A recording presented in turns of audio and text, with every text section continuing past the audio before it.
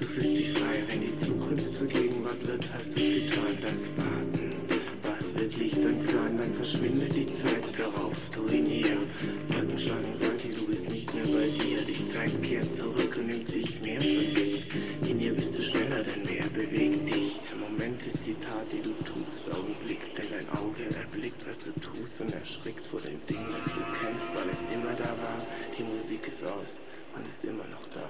Hast du das gewollt? Hast du Angst zu Beginn? Doch jetzt ist alles anders, denn wir sind mittendrin. Es dreht sich nur um uns und es ist nichts wie bisher. Und es macht uns zu Brüdern mit dem Tag am Meer.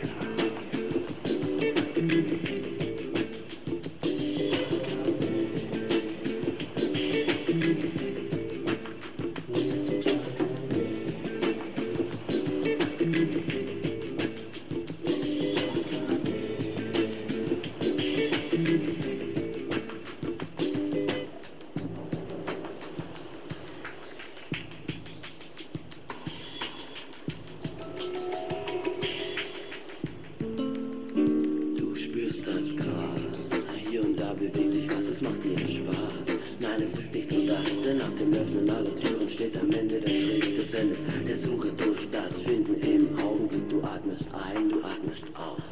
Dieser Körper ist dein Haus und darin kennst du dich aus. Du lebst und das wird dir bewusst, ohne nachzudenken, nur aufgrund der eigenen Lebenslust. Das Gefühl, das du fühlst, sagt dir, es ist zu weit und es ändern sich Zustand, der Raum und die Zeit. Der Verstand kehrt zurück, doch du setzt dir nicht ein. Jeder Schritt neues Land, wird es immer so sein. Du spürst die Lebensenergie, die durch dich durchfließt. Das Leben wie noch nie in Harmonie und genießt. Es gibt nichts zu verbessern, nichts, was noch besser wird.